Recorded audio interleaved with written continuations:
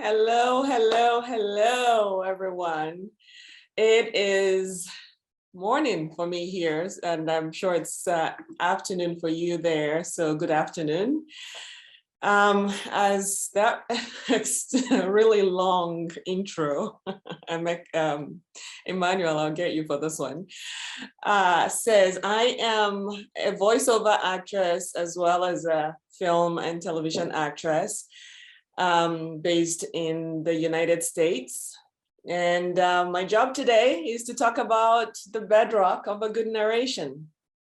So what makes a good narration?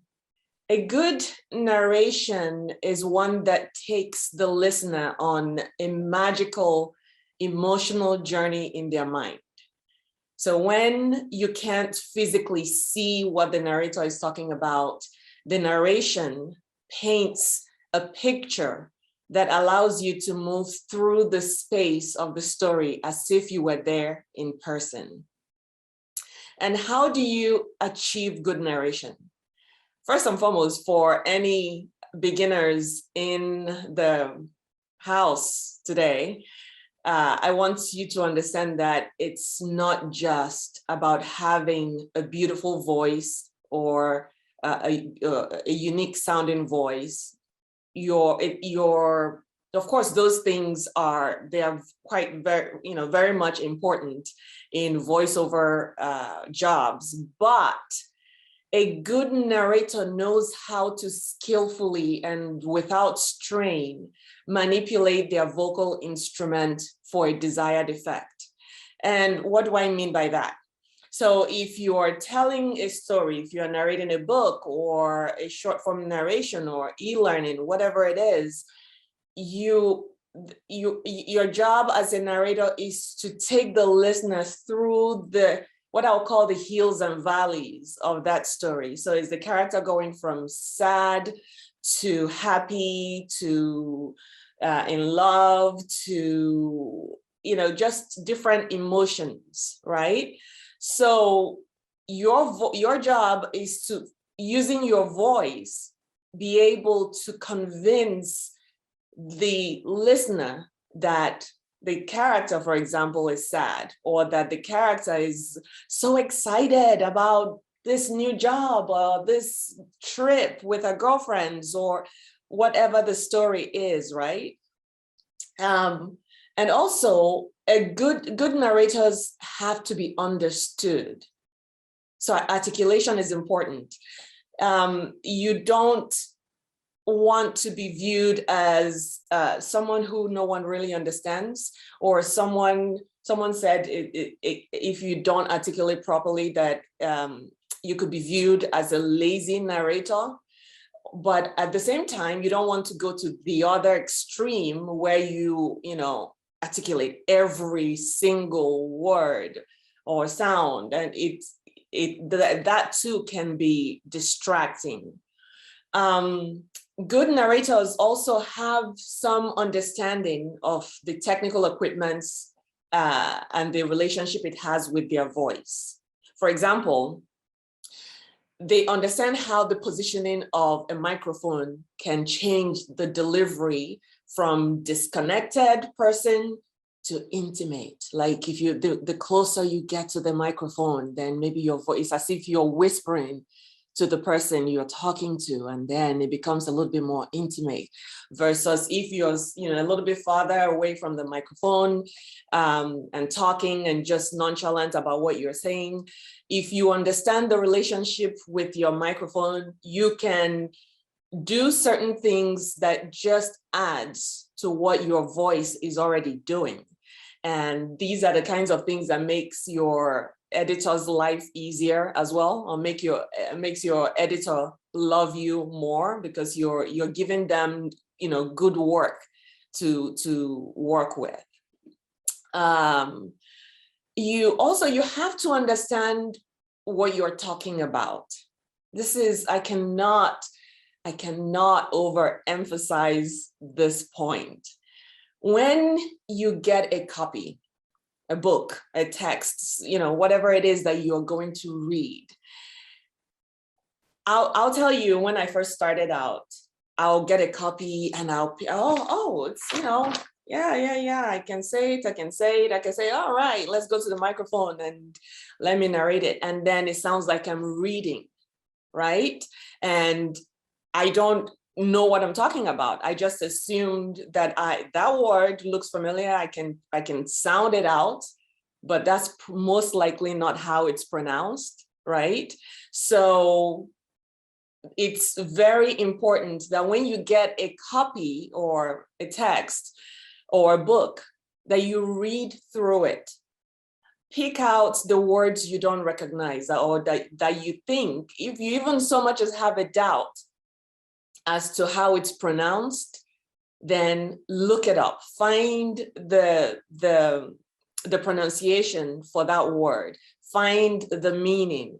And I'll like to add that also when you search a word and then put the word's pronunciation next to it, there are a couple of pages that will pop up that you probably don't want to rely on. Some of them sound like a computerized voice, some of them. So you can't quite trust that that's the sound, that's the correct sound.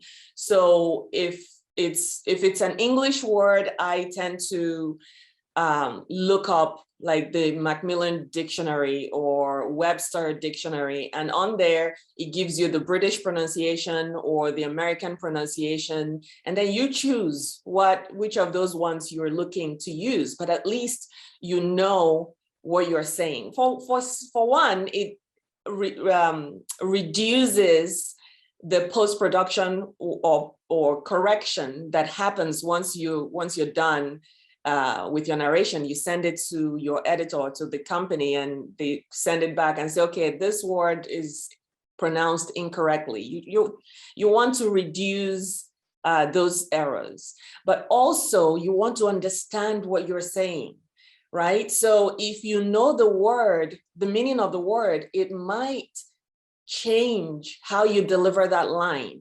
It might change how you feel about an entire paragraph, because that word could be what gives you the author's real intention behind what you are reading. Let's see. Oh, and also if the word is someone's name, it's very important and respectful to try to get the pronunciation. Now, you won't always get it right, but at least you give it your 100%. And if you can't, if it's a real person, especially, you can look up and see if, for example, that person has been interviewed somewhere. And when they come on stage, they may say, hi, my name is Nene Nwoko. Thank you for inviting me. And there you go. You have the pronunciation. And that gives you more confidence to say it. If it's an African name, for example, and maybe an American host introduces the person to the stage, you probably don't want to rely on the host's introduction. They may get it right, but being that that's not their native tongue, I would suggest you try and find the pronunciation from the source. And if you can't find it, then you can ask either the author, if you have open conversation with the author, you can have them send you a voice sample. If not, ask the company that's hiring you to send you a voice sample of how that word or that name is pronounced. Be present in your narration. So what does that mean? If you're reading a line, but at the same time you're thinking about the jollof rice ingredients you're going to buy once you finish this job, you're going to be disconnected, disengaged, right? Because it presents an opportunity for you to not be present, be thinking of what you're saying. Did this character just now make a joke? Or did this character just get sad all of a sudden? things like that. If you're present, you will catch those moments. Be engaged in what you're narrating. For example, if you are narrating an audiobook that is in the third person, your narrator voice is also a character. So if you have a guy, a girl, the friend, the child, the mother, and your narrator voice is the one who's observing all the things happening in that scene, then that narrator voice is its own character, right? So if you want to, for example, let's say John is mad and he's about to storm into the room, right? How you say the lines about what is happening emotionally with John is how John is feeling before he even says the word, because John is, it's like, and then when John walked into the room and things, there's something going on that's made him mad, that's getting him to say the mean thing he's about to say, right? So that voice, that is like the mosquito on the wall, or the observer, if you will, retelling this story, is telling it with the same passion, the same emotion that the character they're talking about is about to do what they're about to do. Let's see. Yeah, let's hear. We want to hear the excitement or fears or worries or the love that the characters are feeling, right? So just make sure you find a way to deliver it that tells me or tells your listener that things are about to get rowdy, things are about to get fun, things like that. And also for third person narrations, like if you say the one of the characters' lines and there's the he said, she said, remember to separate the he said from what the character said. So remember to go from the character voice to your narrator voice, whatever that narrator voice is. Be conversational. I've heard this a lot recently. All the different genres of narration that I've done or tried to do, they all now want you to be conversational, right? It's like back, I think time is gone when people used to be like, even for people who do commercials where it has to be very announcery, right? Like an announcer, well, welcome, and then this and that kind of a tone. Now everybody wants you to talk as if you're talking to your best friend sitting next to you, right? So that goes, it's very relaxing, it's very engaging, there's no distraction from it. And that seems to be the trend, the current trend. It might change, but for now, I keep hearing be conversational. Be confident in your delivery. So this kind of ties into doing the research, learning the words and understanding what you're saying. If you know what you're saying, the confidence will come through. However, there are sometimes when you have a text and you don't really understand what you're talking about, right? Like I could, from here to Timbuktu, I could talk about medical terminologies and it wouldn't make sense to me at all.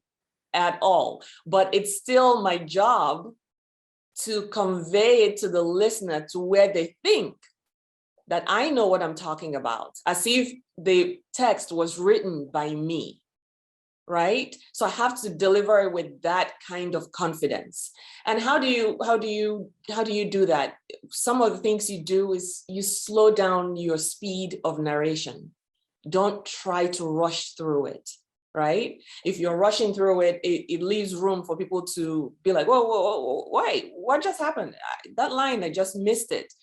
But when you're going at a slower pace, the audience almost feels like, you know, they can sit back and yeah, yeah, that's surgery they just did, that whatever it is they're talking about, that tool they just used to cut this and cut that. Interesting. Is that how it works? Right? Because you're not giving any kind of nervous energy to what you're saying, right? How are we doing on time? 6:42. Let's see.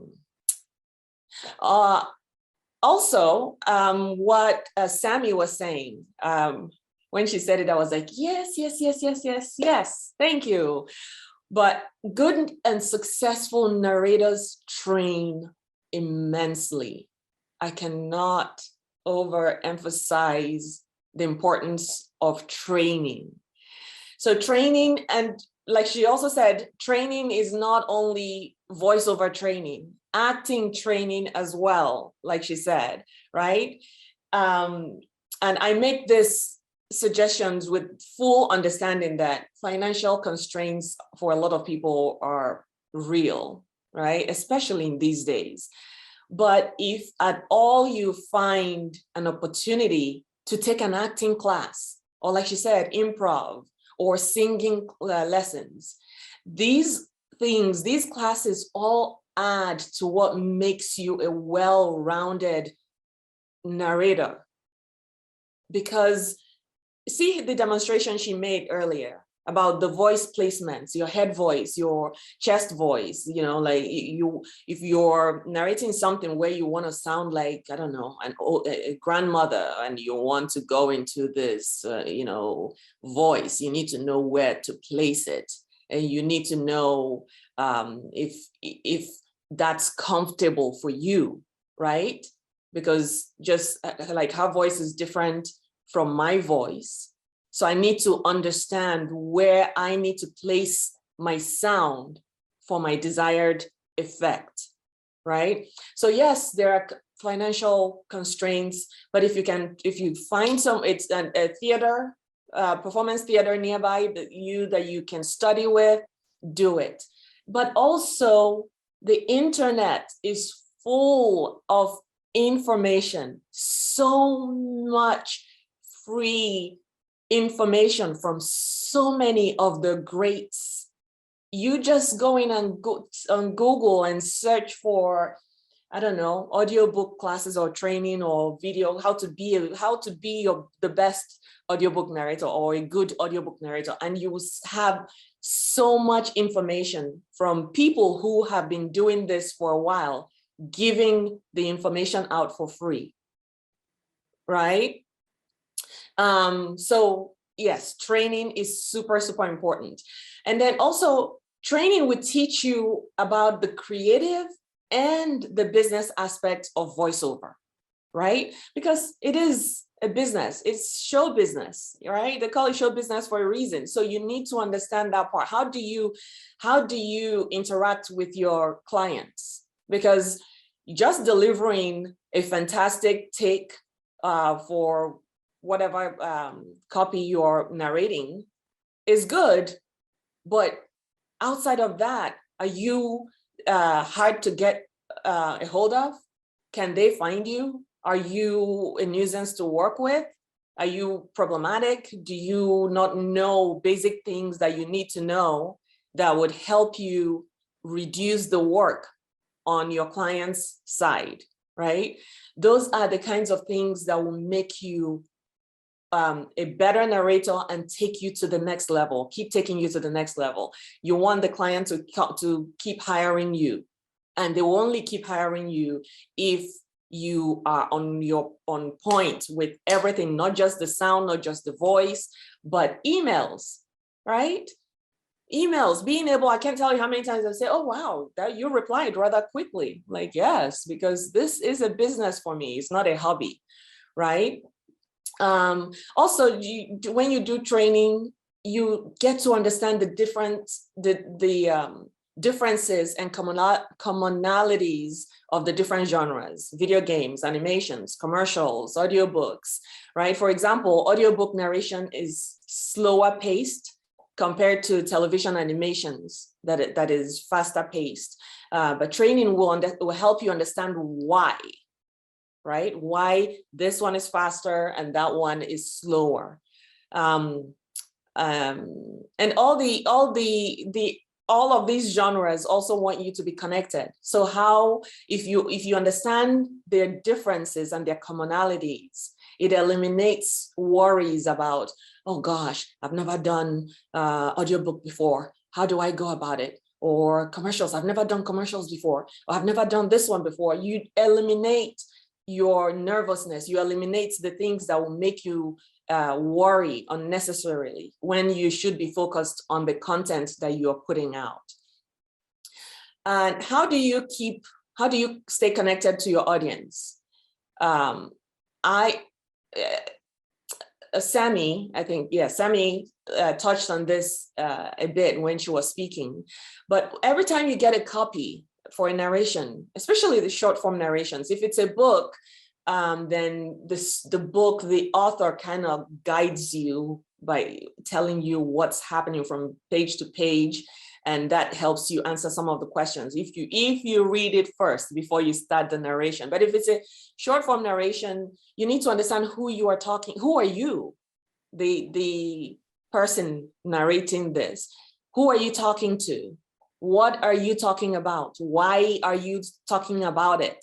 When are you talking about it? Like, is it in the morning? Is it in the afternoon? Is it in the evening? Because that will affect how your voice sounds. Why are you talking about it? Where are you talking about it? Are you in the public market where you're just having to talk loud and say, yeah, so when, can you hear me?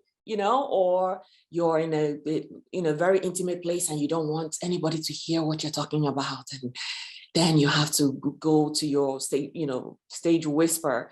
But you wouldn't know to do those things if you don't answer these questions before you start, right? And there are no wrong or right or wrong answers to these questions, so long as you believe and commit to your answers.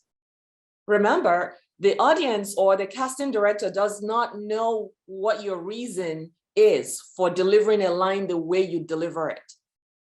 What they just know is that, oh, I believe her. I believe what she just said. Or, oh my God, that was so touching. My goodness, that was so emotional. They don't know what you were thinking about that made you deliver it, right? So for example, I don't know what time I started and how I'm doing on time, but please, I'm almost done. If anybody's keeping time, please let me know how many more minutes I am so I don't go over. I have. For example, if you have the line, the line, this short one line, it says, it seems like you're having a crisis with yourself. You know yourself best, right? So who are you? Are you a boy, a girl? Who are you, the person delivering this line? Are you a boy or a girl or a mom? Are you a villain who's trying to convince its victim that you are nice? Who are you talking to? If you're a boy or if you're a girl, are you talking to your best friend? If you're a villain, are you talking to a new recruit you intend to manipulate sometime down the line? What are you talking about? If it's your best friend, for this one, I'm choosing to say that is because we're talking about fashion, getting dressed. And for the villain, I'm choosing that, I'm talking to this person about my evil plans for humanity, right? So why am I saying it? My friend, I just tried to convince her to not wear this terrible outfit today, but she's not listening. So, oh well. And if it's a villain, then maybe my victim is feeling guilty about doing what I asked him or her to do. And where am I talking about? Where are you talking about it? I mentioned that already. Are you in your friend's house? Do you guys share the apartment? Are there other people who live in that apartment? Or if the villain is in the secret underground tunnel where I do all my bad things, And when are you talking about it in the morning? Just, if you just woke up, your voice sometimes cannot be very clear, because some people need time for their vocal cords to wake up, or in the middle of the night, it's like, oh man, I'm tired. Or if you're a night person, it's like, ooh, yeah, let's go party. It's all your choice, completely your choice on how you deliver it. And when you answer all those questions, that line could easily go from, it seems like you're having a crisis with yourself. You know yourself best too. It seems like you're having a crisis with yourself. You know yourself best, right? I just added a little bit of attitude because I'm talking to my friend. She's gonna love me no matter what. But right now I'm like, you do you, boo. I'm not even going to get myself involved in this conversation any longer. You know what I mean? Or if it's the villain, it's like, well, it seems like you're having a crisis with yourself. You know yourself best. It's like, ooh, is she good? Is she bad? What is she? Uh-oh. You want to give the audience something that makes them always like, oh my gosh, what is going to happen? I don't trust this one. But those are the questions. I mean, it gets why the questions get longer as you have more experience, but these basic ones will help you get started on a stronger footing than someone who doesn't ask the question and just relies on their voice. Last but not the least, you have to love and enjoy what you do. You have to. Otherwise, it becomes a job instead of a career that you love, that you want to nurture and grow in, right? And if you are doing it for money, well, I would say, maybe get a side job for now, because for most people, it takes a while to go from, beginner to completely complete financial independence, just with using your voice. It's a staired step. You build every day until one day it's like, oh, okay, I'm making money from this. But you have to love it, and your love for voiceover, or anything you do really in life, but since we're talking about voiceover, your love for it is what's going to make you want to learn more. It's what's going to make you attend workshops, seminars like this. It's what's going to make you read up, find videos and question, oh, I don't understand how to do this quite yet. Let me go on Google and see, right? And if you don't love it, it shows in your work. It really would show, because there's the I don't care attitude will be reflected in your output. You will also, like I just said, you'll have no desire to improve, to get better. And if you don't get better or grow with the times, then you're going to be left behind. It's just the fact. It's not, nobody's doing it to you, not the old woman in your village, not your mother-in-law, it's you. You will be left behind because you are not giving it the time and effort it needs. And that's because you don't love it as much as you should. And on that note, I think I have been talking for too long. It is my honor and pleasure to be here to speak with you guys. Thank you for inviting me.